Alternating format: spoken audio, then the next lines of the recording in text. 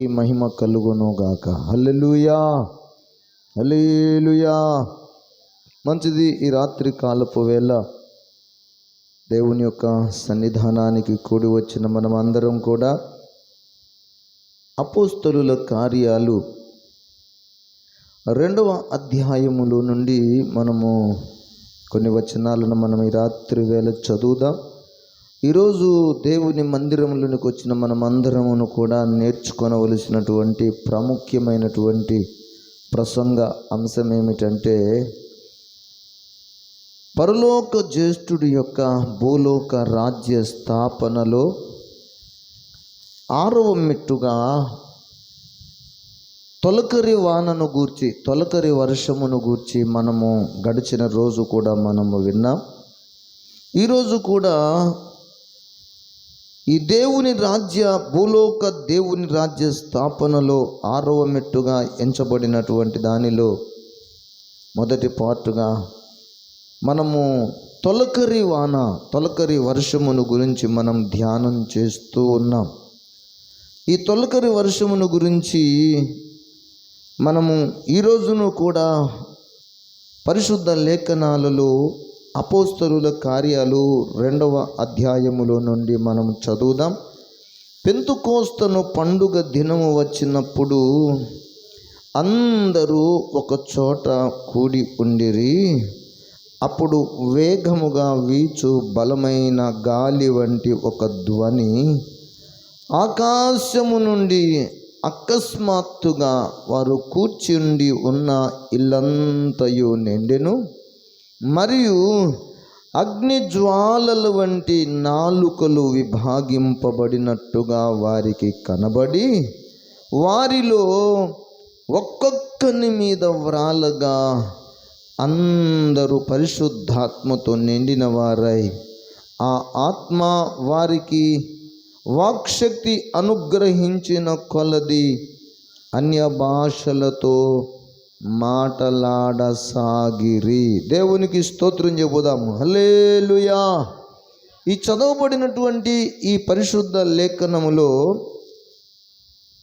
మనమందరమును కూడా పెంతుకోస్తు పండుగ దినము వచ్చినప్పుడు అందరూ ఒక చోట కూడి ఉండిరి. ఇది మనము పరిశుద్ధ లేఖనాలలో చూచినప్పుడు ఇది ఒక ఇశ్రాయేలీలకు దేవుడిచ్చినటువంటి కట్టడగాను, ఇశ్రాయేలీలు దేవుడు అనుగ్రహించినటువంటి ఆజ్ఞగాను, ఇశ్రాయేలీలు అందరూ కూడా దీనిని పాటించినట్లుగా లేక ఆచరించినట్లుగా మనం పరిశుద్ధ లేఖనాలలో మనము చదవగలుగుతాం. మీరు చూడండి, ద్వితీయోపదేశకాండం 16వ అధ్యాయములో 16వ వచనాన్ని మనం చదవగలిగితే, అక్కడ ఇశ్రాయేలీలకు కొన్ని పండుగలను గురించి తెలియచేసినట్లుగాను, ఆ పండుగలలోని మరికొన్ని పండుగలు విశేషమైనవిగాను, ఖచ్చితంగా ఆ పండుగలలో వారందరూ కూడా, అనగా దేవుని ప్రజలు అనబడినటువంటి ఇశ్రాయేలీలు ఏ ఏ ప్రాంతాలలో చెదరగొట్టబడ్డారో, చెదరగొట్టబడినటువంటి ఇశ్రాయేలీలు లేక యూదయ జనాంగం లేక దేవుని సొత్తైన ప్రజలు ఎక్కడ ఏ ప్రాంతములో ఉన్న వారందరూ కూడా దేవుడిచ్చిన ఆజ్ఞ మేరకు, దేవుడు ఏర్పరిచిన కట్టడ మేరకు ఇశ్రాయేలీలందరూ కూడా దేవుడు కోరుకొనిన స్థలము యెరూషలేము, అచ్చట దేవుని నామ ఘనత కొరకు ఒక మందిరం కట్టబడింది గనుక ఆ మందిరమునకు లేక ఆ ప్రాంతానికి, దేవుడు కోరుకొనిన ప్రాంతానికి రావలెను అని దేవుడు తన ప్రజలతో తెలియచేసినటువంటి మాట. ద్వితీయోపదేశకాండం 16వ అధ్యాయం 16వ వచనం. ఏటికి 3 మారులు, అనగా పొంగని రొట్టెల పండుగలోను, వారముల పండుగలోను, పర్ణశాలల పండుగలోను నీ దేవుడైన యెహోవా ఏర్పరచుకొను స్థలమున నీ మగవారందరూ ఆయన సన్నిధిని కనబడవలెను. వారు వట్టి చేతులతో యెహోవా సన్నిధిని కనబడక నీ దేవుడైన యెహోవా నీకు అనుగ్రహించిన దీవెన చొప్పున ప్రతి వాడును తన శక్తి కొలది ఇయ్యవలెను. దేవునికి స్తోత్రం. ఈ మాటను మనము జ్ఞాపకం చేసుకుందాం. 16వ వచనంలో సెలవిచ్చినటువంటి మాట, ఏటికి అంటే ఒడుగు కాదు, ఏటొడుగు కాదు, సంవత్సరమునకు 3 మారులు, ఒకటి పొంగని రొట్టెల పండుగలోను, రెండవది వారముల పండుగ, మూడవది పర్ణశాలల పండుగ. ఇశ్రాయేలీలకు మొత్తం ఎన్ని పండుగలు? 7 పండుగలు.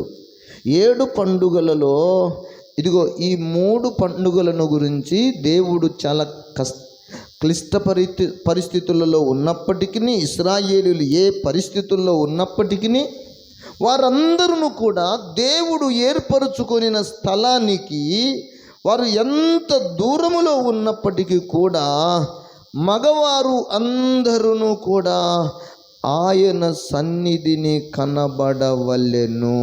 ఇది ఇశ్రాయేలీయులకు దేవుడు ఇచ్చిన ఆజ్ఞ. ఇప్పుడు మనం గమనిస్తున్నాము, మనం చదువుకొనినటువంటి మూలవాక్యము అపోస్తలుల కార్యాలు 2వ అధ్యాయం 1వ వచనంలో మనం ఏం చదువుకున్నాం? ఏ పండుగని చదివామంటే పులియని రొట్టెల పండుగ కాదు, పర్ణశాలల పండుగ కాదు. మరి ఏ పండుగ? ఏ పండుగ అంట? మనము ఆ 2వ అధ్యాయంలో మనం చదివితే 1వ వచనంలో అంటున్న మాట, పెంతుకోస్తు పండుగ దినము వచ్చినప్పుడు అందరూ ఒక చోట కూడి ఉండిరి. ఈ పెంతుకోస్తు పండుగకు మరొక పేరుంది. ఈ పెంతుకోస్తు పండుగకు మరొక పేరు ఏమిటంటే వారముల పండుగ. స్తోత్రం, హల్లెలూయా. దేవుడైన యెహోవా ఈ 16వ అధ్యాయము 9వ వచనాన్ని మనం జ్ఞాపకం చేసుకుంటే, ఇదిగో దీనిని 7 వారముల తరువాత జరగబోయే పండుగ గూర్చి మనకు తెలుపుతూ ఉన్నాడు. 16:9 వచనం, 7 వారములను నీవు లెక్కింపవలెను. అంటే 7 వారములు లెక్కించాలంటే ఎక్కడ మొదలు పెట్టాలి, ఎక్కడ ఆపాలి అని మనం జ్ఞాపకానికి తెచ్చుకుంటే దేవుని వాక్యములో 16వ అధ్యాయం మనకు తెలియచేస్తుంది. అబీబు నెలను ఆచరించి దేవుడైన యెహోవాకు పస్కా పండుగను జరిగింపవలెను. స్తోత్రం. ఇదిగో ఈ పస్కా పండుగ ప్రారంభమైన రోజు నుండి మొదలుపెట్టితే 7 వారాలు లెక్కించాలి. 7 వారాలు లెక్కించితే ఎన్ని రోజులు వస్తాయి? ఎన్ని రోజులు వస్తాయి? 49 రోజులు. 49 రోజులు గడిచిన తర్వాత ఎన్నవ రోజు వస్తుంది? 50వ రోజు వస్తుంది. 50వ రోజును ఏమని మన పెద్దలు దేవుని యొక్క అద్భుతమైనటువంటి అనుభవజ్ఞులైనటువంటి సేవకులు చెప్పారు అంటే, పెంతుకోస్తు అనగా 50వ రోజు అని చెప్పారు. స్తోత్రం. అంటే ఈ పెంతుకోస్తు పండుగ 50వ రోజు చేసుకునే పండుగ. ఈ పెంతుకోస్తు పండుగకే వారముల పండుగ అని కూడా అర్థం ఇస్తుంది. ఇప్పుడు ఈ 50వ రోజు, ఈ 7 వారములు గడిచిన తర్వాత జరిగే పండుగ పెంతుకోస్తు పండుగకు ఇశ్రాయేలీయులలోని మగవారందరూ ఎక్కడికి రావాలి? ఎక్కడికి రావాలి? దేవుడు కోరుకొనిన స్థలము యెరూషలేము.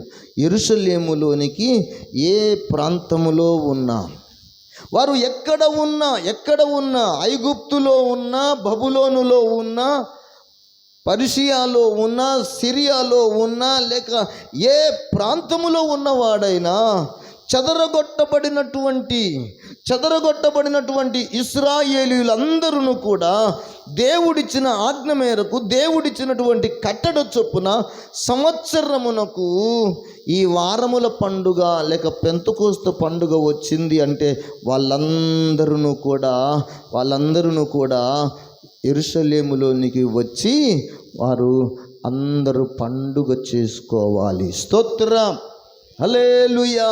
ఇప్పుడు 7 వారాలు గడిచిన తర్వాత 50వ రోజు వచ్చింది పెంతెకోస్తు పండుగ.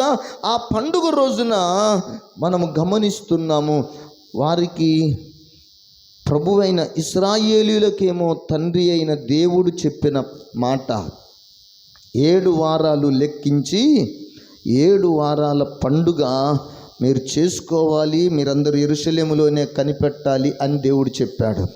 అలాగే ఈ భూమి మీద పరలోక రాజ్య స్థాపనను భూమి మీద చెయ్యాలని ప్రభువైన యేసునాథుడు వచ్చిన ఆయన ఏం చెప్పాడంటే, నా వలన వినిన తండ్రి యొక్క వాగ్దానమును మీరు పొందుకొనుట కొరకు యెరూషలేమును విడిచి వెళ్ళక, నా వలన వినిన తండ్రి యొక్క వాగ్దానము కొరకు కనిపెట్టుడి. దేవునికి స్తోత్రం. ఇది పెంతెకోస్తు పండుగను కనిపెట్టడం కోసమై తండ్రి అయిన దేవుడు చెప్పాడు. ఆయన ప్రియకుమారుడైనటువంటి యేసయ్య కూడా చెప్పాడు, మీరు కనిపెట్టండి. ఏం పొందడం కొరకు? పరిశుద్ధాత్మను పొందుట కొరకు. నా వలన వినిన తండ్రి యొక్క వాగ్దానమును మీరు పొందుట కొరకు, ఇదిగో మీరందరూ పరిశుద్ధాత్మలోను బాప్తిస్మమును పొందుట కొరకు మీరందరూ కనిపెట్టండి. దేవుడు, తండ్రి అయిన దేవుడు, కుమారుడైన దేవుడు ఈ లేఖనాల ద్వారా దేవుని పిల్లలకు దేవుడు బయలుపరిస్తే, యేసు ప్రభువును వెంబడించే శిష్యులందరూ కూడా వారు ఒక మేడగదిలో కూర్చుండి వారందరూ కనిపెడుతున్నారు. స్తోత్రం. అక్కడ మనం గమనిస్తే 120 మంది సహోదరులు కూడి ఉండగా అనే మాట మనము చూస్తాం. మేడగదిలో ఎంతమంది ఉన్నారంట? 120 మంది.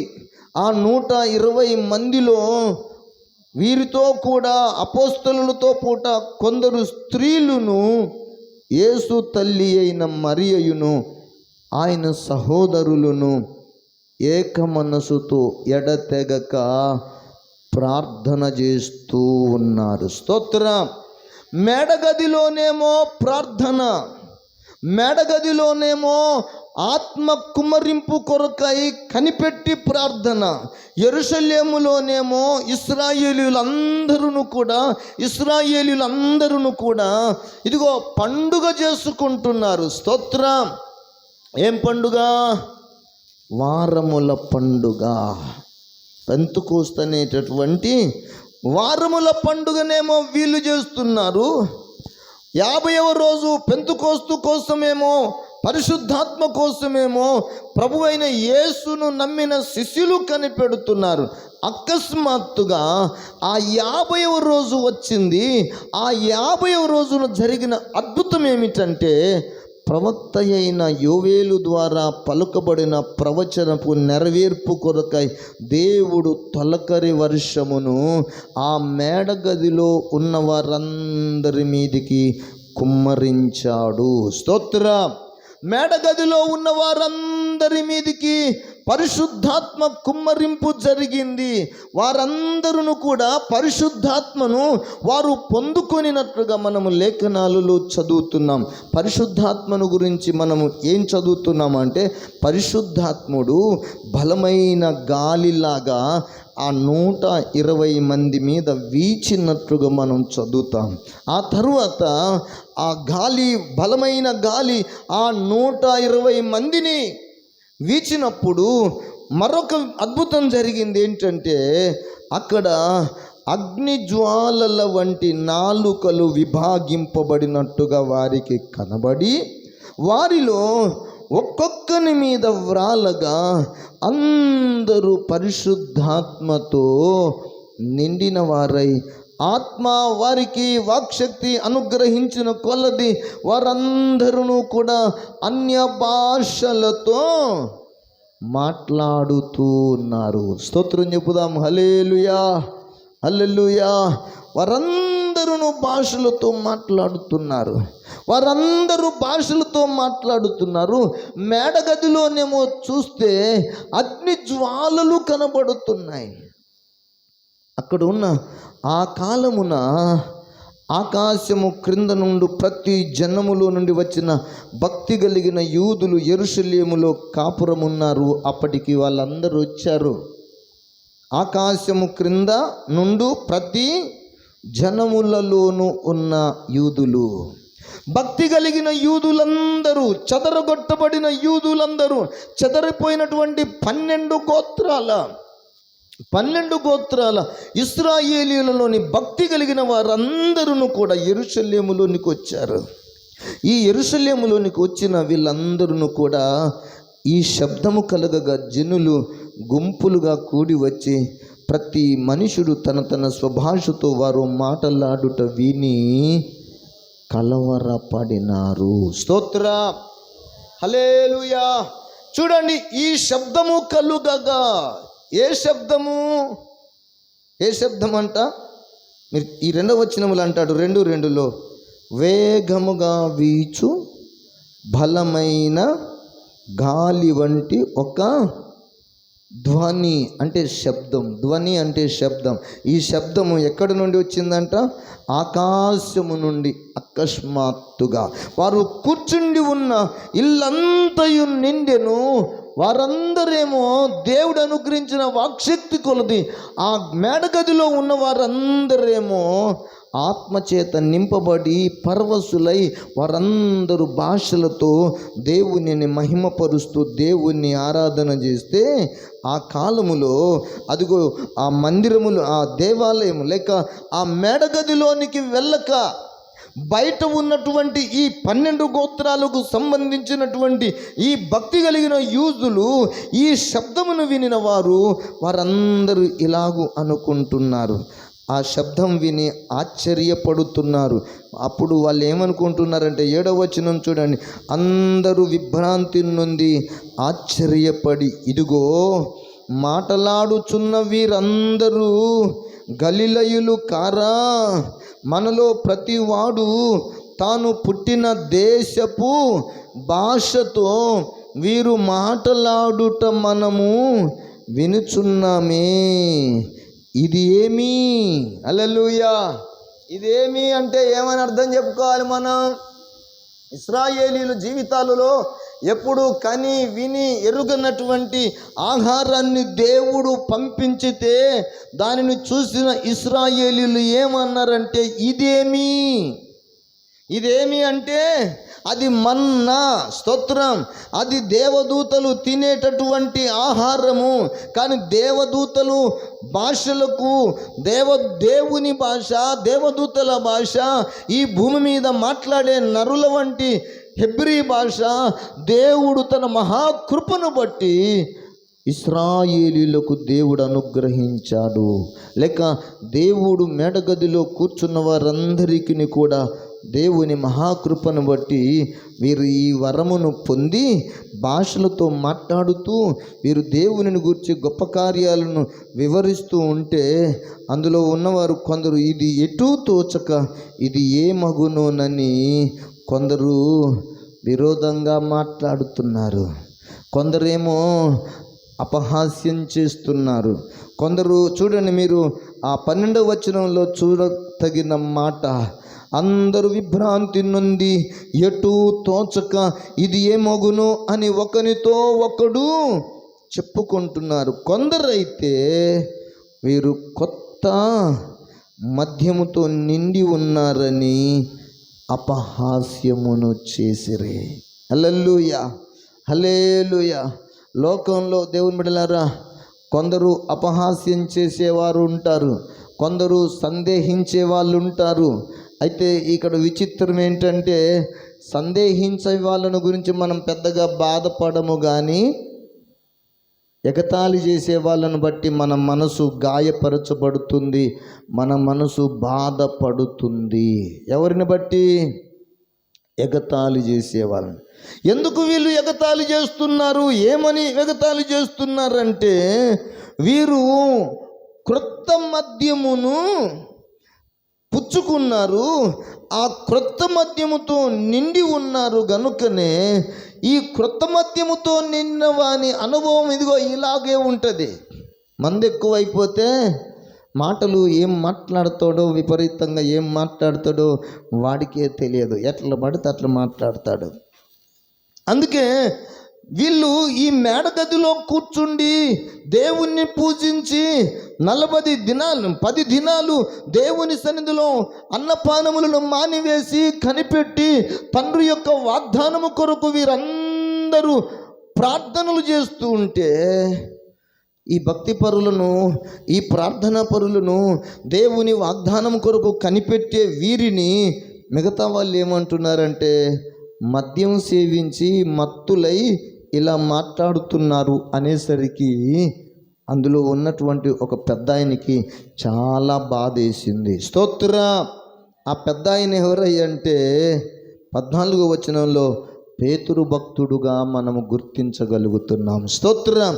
ఆ పేతురు భక్తుడు ఆ 11 కూడా లేచి నిలిచి బిగ్గరగా వాళ్ళందరికీ వినబడేటట్టు చెబుతున్నాడు. యూదయ మనుషులారా, యెరూషలేములో కాపురమున్న సమస్త జనులారా, ఇది మీకు తెలియనుగాక. నా మాటలు వినండి. మీరు ఊహించినట్టు వీరు మత్తులు కారు, వీరు మద్యము సేవించిన వారు కారు. వీరిని మీరు ఎగతాళి చేస్తున్నారు, వీరిని మీరు చులకనగా చేస్తున్నారు. ఇదిగో మీరు చిన్న చూపు చూస్తున్నారు, కానీ వీరు మద్యముతో మత్తులు కాలేదు. నీకు అసలు కొంచెమైనా జ్ఞానం ఉందా? పొద్దు పొడిచి జామైనా కాలేదు. ఇంత పొద్దుటే త్రాగే తాగుబోతులు ఎవరుంటారు? లోకంలో కూడా ఉండరు కదా. ఈ మెడగదిలో కూర్చున్నటువంటి ఈ భక్తులను మీరు ఇంత మాట అంటున్నారే అని ఆయన వేదన పడి తన హృదయ ఆవేదనను వారి మధ్యలో వ్యక్తపరుస్తున్నాడు. పొద్దుపొడిచి జామైనా కాలేదు, కానీ మీరు ఊహించినట్టుగా వీరు మత్తులు కారు, కానీ ఇదిగో మన కొరకు దేవుడు చేసిన వాగ్దానాలు ఉన్నవి. స్తోత్ర. మన కొరకు మనము దేవుని ప్రజలమని, దేవుడే మనల్ని ప్రేమిస్తున్నాడని, దేవుడే మన జీవితాలలో ప్రతి శాపము నుంచి విడిపించే దేవుడని, ఆయన మనలను రక్షించుట కొరకు ఆయనే తన వాగ్దానపు ఆత్మను మన మీద కుమ్మరిస్తానని దేవుడు పలికినటువంటి ప్రవచనాలు మీకు గుర్తు రావడం లేదా? ప్రవక్తలు పలికిన ప్రవచనాలు మీకు గుర్తుకు రావడం లేదా? ఇదిగో అంత్య దినములలో యోవేలు ప్రవక్త పలికిన ప్రవచనం మనం ఒక్కసారి జ్ఞాపకం చేసుకుందాం. యోవేలు ప్రవక్త ద్వారా చెప్పబడిన సంగతి ఇదే. ఏమనగా, అంత్య దినముల యందు నేను మనుషులందరి మీద నా ఆత్మను కుమ్మరించెదను. స్తోత్రం. హల్లెలూయా. దైవజనుడైనటువంటి యోవేలు ప్రవక్త ముందుగానే పలికాడు. ఇదిగో నా ప్రజల పైన నేను తొలకరి వర్షమును కురిపిస్తాను, ఇదిగో నా ప్రజల పైన నేను కడవరి వర్షమును కురిపిస్తాను, నా దాసులను పైనను నా దాసురాండ్ర పైనను నా ఆత్మను నేను కుమ్మరించదను. అంత్య దినముల యందు నేను అందరి మీద నా ఆత్మను కుమ్మరించదను. మీ కుమారులను మీ కుమార్తెలను ఇదిగో ప్రవచించెదరు. మీ యవ్వనులకు దర్శనములు కలుగును, మీ వృద్ధులు కలలు కందురు. ఆ దినములలో నా దాసుల మీద దాసురాండ్ర మీదను నా ఆత్మను కుమ్మరించెదను అని పలికిన యోవేలు ప్రవక్త పలికినటువంటి ప్రవచనము మీకు తెలియదా? మీకు తెలియదా? దావీదు పలికిన ప్రవచనాలు మీకు జ్ఞాపకానికి రావడం లేదా? దావీదు కూడా చెప్పాడు కదా, ఇదిగో యేసు పునరుద్ధానాన్ని గురించి ముందుగానే ఆయన మనతో మాట్లాడాడు కదా. అందుకే దేవుని వాక్యములో వ్రాయబడిన మాట ప్రకారమే మనందరి కొరకు పరిశుద్ధాత్ముడు ఈ భూమి మీదికి తొలకరి వర్షముగా దిగి వచ్చాడు. స్తోత్రం, హల్లెలూయా. ఇలా దిగి వస్తుంది అని, ఇలా పరిశుద్ధాత్మ దేవుని యొక్క శక్తి ఇదిగో సర్వజనుల మీద కుమ్మరింపబడుతుందని యోవేలు ప్రవక్త చెప్పారు.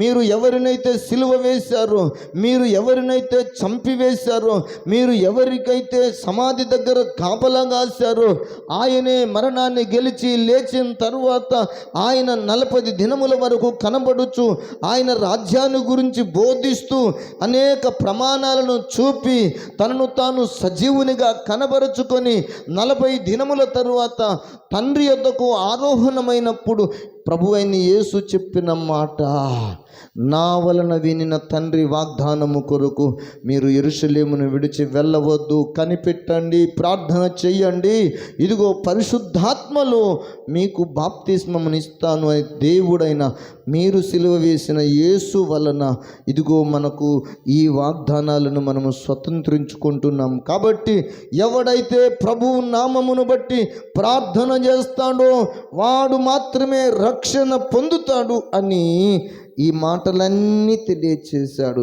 ఇంకా మీరొక్కసారి ఈ 2వ అధ్యాయం 33వ వచనాన్ని మనం జ్ఞాపకం చేసుకుంటే ఆయనను గురించి చెప్పబడిన మాట, ఆయన మీరు ఎవరినైతే సిలువను వేసి చంపారో ఆయన దేవుని కుడి పార్శ్వమున హెచ్చింపబడి పరిశుద్ధాత్మను గూర్చిన వాగ్దానమును తండ్రి వలన పొంది మీరు చూచుచు వినుచున్న దీనిని కుమ్మరించి ఉన్నాడు. స్తోత్ర. మీరేం చూస్తున్నారు? మీరేమి వినుచున్నారు? ఏమండి, ఏం చూస్తున్నారు వీరు? చెప్పండి. వీరు చూసింది ఏంటంటే మేడ గదిలో వీచిన బలమైన గాలి, ధ్వని, శబ్దం వారి చెవులారా విన్నారు. అగ్ని జ్వాలలుగా విభాగింపబడి ఆ అగ్ని జ్వాలలు ఒక్కొక్కని మీద వ్రాలుగా వారందరూ దేవుడిచ్చిన వాక్శక్తి కొలది అందరూ అన్య భాషలతో మాట్లాడిరి. అయ్యలరా, మీరు చూచుచూ వినుచున్న దీనిని పరిశుద్ధాత్మను గూర్చిన వాగ్దానం ఇది. ఈ పరిశుద్ధాత్మను గూర్చిన వాగ్దానాన్ని మీరు ఇప్పుడు కన్నులారా చూస్తున్నారు. యోవేలు ప్రవచించిన ప్రవచనాన్ని ఇదిగో ఈ రోజున మీరు కన్నులారా చూస్తున్నారు. గనుక మీరు దేవునికి వ్యతిరేకంగా మాట్లాడకూడదు. దేవునికి ఎంత మాత్రమును కూడా బాధను కలిగించకూడదు. మీరెంత మాత్రమును కూడా ఈ దేవుని పరిశుద్ధాత్మను గూర్చి మీరు ఎగతాళి చెయ్యకూడదు. హల్లెలూయా. ఎవడైనను పరిశుద్ధాత్మకు వ్యతిరేకంగా మాట్లాడితే, పరిశుద్ధాత్మకు వ్యతిరేకంగా దూషణ చేస్తే, పరిశుద్ధాత్మను ఎవడైనను దుఃఖపరిస్తే వానికి ఈ యుగమందైనను రాబోవు యుగమందైనను పాప క్షమాపణ లేదని యేసునాథుడు చెప్పుతున్నాడు. స్తోత్రం. కాబట్టి ఈ మాటలనన్నింటినీ ఈ పేతురు భక్తుడు ఎప్పుడైతే వారి మధ్యలో లేచి నిలబడి వారందరితో ఈ మాటలను చెప్పడం జరిగిందో 35వ వచనం చూడండి. నీవు నా కుడి పార్శ్వమున కూర్చుండుమని ప్రభువు నా ప్రభువుతో మీరు సిలువ వేసిన యేసును గూర్చి తండ్రి అయిన దేవుడు చెప్పాడు. ఈ యేసునే దేవుడు ప్రభువుగాను క్రీస్తునుగాను నియమించెను. ఇది ఇశ్రాయేలు వంశమంతయు రూఢిగా తెలుసుకొనవలెనని చెప్పాను. స్తోత్ర. చెదరిపోయిన వారందరూ, ఈ 12 గోత్రాల జనులు చెదరిపోయి ఇదిగో ఈ యొక్క 7 వారముల పండుగ కోసమై వచ్చినటువంటి వీళ్ళందరూ కన్నులారా చూశారు, చెవులారా విన్నారు. పరిశుద్ధాత్ముని కుమ్మరింపు, పరిశుద్ధాత్ముని వలన శక్తి నొందిన వారు మాట్లాడిన అన్య భాషలను వారు చెవులారా విన్నారు.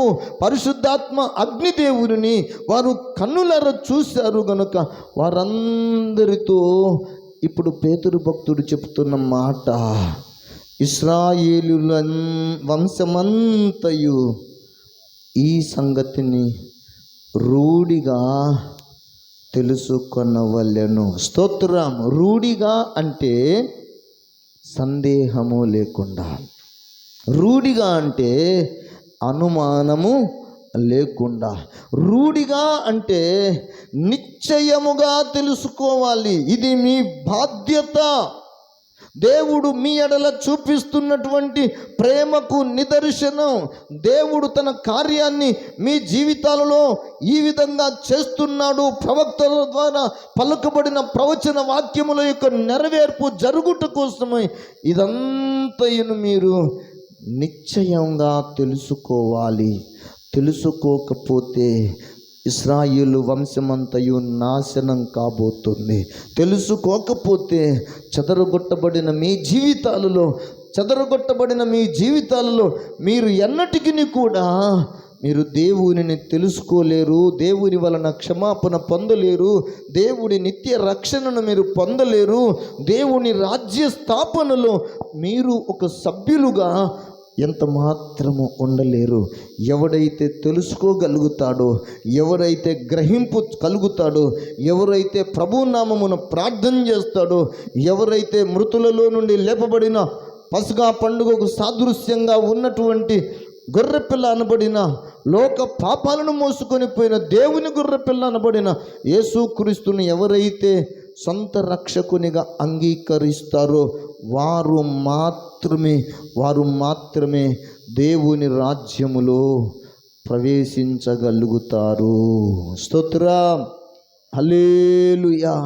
దేవుని బిడ్డలారా, ఇప్పుడు ఈ తొలకరి వర్షం ఇశ్రాయేలీల మీద, ఇదిగో సర్వజనుల మీద ఈ తొలకరి వర్షం భూమి మీద ఉన్న సమస్త జనుల మీద కుమ్మరింపబడుతుంది అని యోవేలు ప్రవక్త ద్వారా మనకు చెప్పబడిన మాట. యోవేలు గ్రంథం 2వ అధ్యాయం 23వ వచనం అనుకుంటాను. అక్కడ సర్వజనుల మీద నా ఆత్మను కుమ్మరించెదను. స్తోత్రం. సర్వజనులు అంటే ఈ సర్వజనులను పరిశుద్ధ బైబిల్ గ్రంథము 2గా విభజన చేసింది. ఒకటి సున్నతి కలిగిన ప్రజలు, మరొక జనమేమో సున్నతి లేని ప్రజలు. సున్నతి కలిగిన ప్రజలకు వాగ్దానాలు ఉన్నాయి, కట్టడలు ఉన్నాయి. సున్నతి లేని ప్రజలకు వాగ్దానములు లేవు, కట్టడలు లేవు. సున్నతి కలిగిన ప్రజలకు యెహోవాయే దేవుడుగా ఉన్నాడు. సున్నతి లేని ప్రజలు అన్యజనులుగాను, ఆ అన్యజనులు ఈ సృష్టిలోని కనబడిన ప్రతి దానికి, ప్రతి సృష్టమునకు ప్రతివాడు పూజిస్తూ వస్తూ ఉన్నాడు అని మనం పరిశుద్ధ లేఖనాలను బట్టి మనం తెలుసుకోగలుగుతున్నాం. కాబట్టి దేవుని బిడ్డలారా, ఈ భూమి మీద ఉన్న సర్వజనులు, ఈ భూమి మీద ఉన్న సున్నతి గలవారేమి, సున్నతి లేనివారేమి, సర్వజనులు రక్షింపబడాలి అంటే, సర్వజనులు దేవుని కోసం సాక్షులుగా భూమి మీద బ్రతకాలి అంటే, దేవుని నీతి కోసం ఈ భూమి మీద ఉన్న సర్వజనులు శక్తి నొందాలి అంటే అందరి మీద ఏం కుమ్మరింపబడాలంట? తొలకరి వర్షము కురిపించబడాలి. స్తోత్రం. ఈ తొలకరి వర్షము అనే పరిశుద్ధాత్మ కుమ్మరింపబడితే అందరి జీవితాలలో ప్రత్యేకంగా 2 కార్యాలు జరుగుతాయి. ఒక కార్యమేమో శక్తి గలవారం అవుతాము. ఆ మాట మీరు పరిశుద్ధ బైబిల్ గ్రంథంలో అపోస్తలుల కార్యాలు 1వ అధ్యాయములో మనం గమనిస్తాము. 8వ వచనమును ప్రభు అయిన యేసయ్య చెప్పిన మాట, అయినను పరిశుద్ధాత్మ మీ మీదికి వచ్చున్నప్పుడు మీరు శక్తి నొందెదరు. స్తోత్రం చెప్పుదామా? హల్లెలూయా. పరిశుద్ధాత్మ మీ మీదికి వచ్చినప్పుడు మీరు ఏం పొందుతారంట? శక్తి నొందుతారు. అంటే ఇంతకుముందు మరి మీరు పరిశుద్ధాత్మ లేనప్పుడు ఏమి లేదు, మీలో శక్తి లేదు. శక్తి లేదు గనుక మీరు నిలబడలేరు. శక్తి లేదు గనుక నీతి కలిగిన కార్యాలు మీరు చేయలేకపోతున్నారు. శక్తి లేదు గనుక పరిశుద్ధత కొరకు స్థిర బుద్ధి కలిగి నిలబడలేకపోతున్నారు. ఇప్పుడు శక్తి కలిగితే మీరు పరిశుద్ధత కొరకు నిలబడగలుగుతారు, నీతి కొరకు నిలబడగలుగుతారు, మీరు ప్రేమ కలిగి జీవించడానికి నిలబడగలుగుతారు, మీరు ధర్మ కార్యాలను చేయడానికి కూడా మీరు శక్తివంతులు అవుతారు. స్తోత్రం. ఇప్పుడు తొలకరి వర్షం ఎందుకు అవసరం అంటే శక్తి నొందుటకు. 2వ మాటగా దేవుని బిడ్డలారా, మీరు జ్ఞాపకం చేసుకునండి. రెండవ మాట మనకేం చెప్పబడుతుంది అంటే, మీరు బూదిగంతముల వరకు, ఏమండి, బూదిగంతముల వరకు నాకు సాక్షులై ఉందురని వారితో చెప్పాను. హల్లెలూయా, హల్లెలూయా. ఇప్పుడు మీరు జ్ఞాపకం చేసుకునండి, పేతురు యూదులకును అన్యజనులకును సాక్షిగా నిలబడ్డాడు. అన్యజనుడైనటువంటి కొర్నేలి ఇంటిలో దేవుని కొరకు సాక్షిగా నిలబడ్డాడు.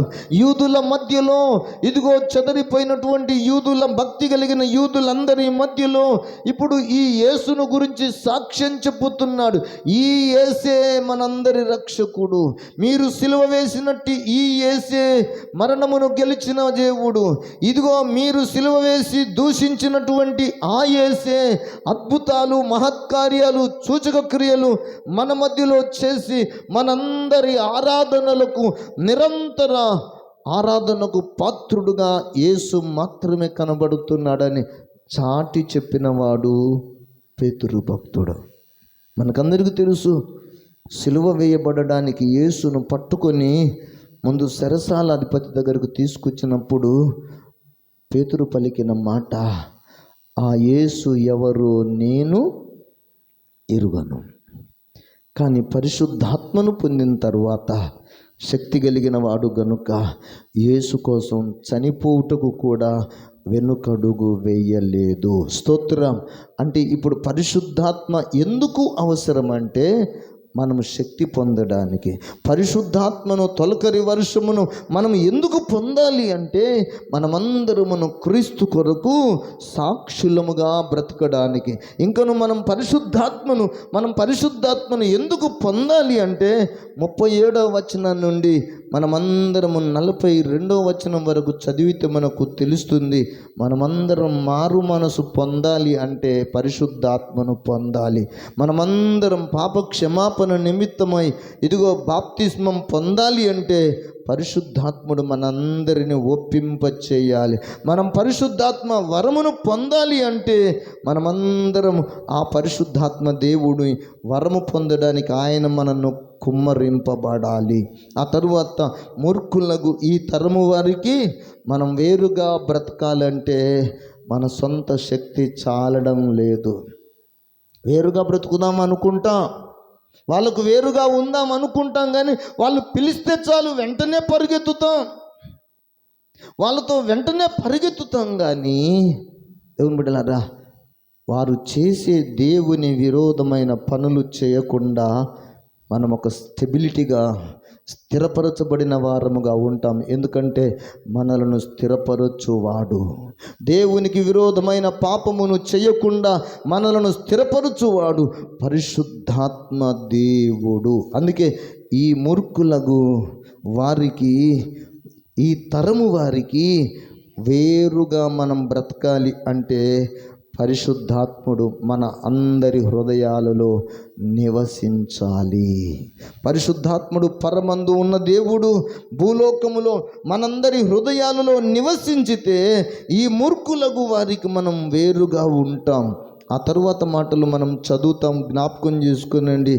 ఆయన ఈ దేవుని బోధయందు ఉంటాం, దేవుని కుమారుడైన యేసుతో సహవాసం చేస్తాం, రొట్టె విరుచుటలో మనం పాలు పొందుతాం, ప్రార్థన చేయుట యందును ఎడతెగకను ఉంటాం. అంత మాత్రమే కాకుండా ఇంకొక మాట అంటాడు, ఆనందముతోనూ నిష్కపటమైన హృదయముతోనూ మనమందరమును దేవునిని కలిగి ఇదిగో అనుదినము మనమందరమును కూడా అందరితో కలిసి బ్రతకడానికి ఇష్టపడతాం. స్తోత్ర. పరిశుద్ధాత్ముడు ఉంటేనేమో అందరితో కలిసి సమాధానం కలిగి బ్రతకడానికి ఇష్టపడతాం. పరిశుద్ధాత్ముడు లేడనుకోండి, ఎవరి దారి వారిదే, ఎవరి పనులు వాళ్ళవే. కానీ మీరు జ్ఞాపకం చేసుకోండి, ఒంటరితనములో ఆనందము లేదు, కలిసి ఉంటేనే కలదు సుఖమంట. స్తోత్రం. కలిసి ఉంటేనే ఒకరి భారాన్ని ఒకరు మోయగలుగుతారు. కలిసి ఉంటేనే ఒకరి బాధలను ఒకరు అర్థం చేసుకోగలుగుతారు. అందుకే సమాధాన కర్త పరిశుద్ధాత్మ దేవుడుగా మనందరి మీదకి దిగి రావటంలో గల ప్రముఖమైన ఉద్దేశము. స్తోత్రం. ఇప్పుడు తొలకరి వర్షం, పరిశుద్ధాత్మ కుమ్మరింపు యొక్క తొలకరి వర్షము మన మీదికి ఎప్పుడైతే వస్తుందో అప్పుడు మనమందరమును కూడా బలపరచబడతాం, సాక్షులముగా ఉంటాం, శక్తి నొందిన వారముగా ఉంటాం, దేవుని నామమును ప్రచురపరిచే వారంగా ఉంటాం, దేవునికి మహిమ తెచ్చే వారముగా ఉంటాము. గనుక మనం అందరం కూడా ఇప్పుడు ఏం కోరుకోవాల్సి వచ్చిందంటే పరిశుద్ధాత్మను కోరుకోవాలి. స్తోత్రం. పరిశుద్ధాత్మను కోరుకోవాలి, పరిశుద్ధాత్మను పొందుకోవాలి, పరిశుద్ధాత్మని చిత్త ప్రకారంగా మనమందరమును నడుచుకోవాలి. అప్పుడు మనమందరమును కూడా ధన్యులమవుతాం. అట్టి కృప ఆ పరిశుద్ధాత్మ దేవుడు మన మీదికి దిగి వచ్చి మనందరినీ కూడా ఆ పరిశుద్ధాత్మ చేత నింపబడిన వారమై దేవదేవుడే మనల్ని చేపట్టి సర్వసత్యములోనికి నడిపించును గాక. ఆమేన్. అందరం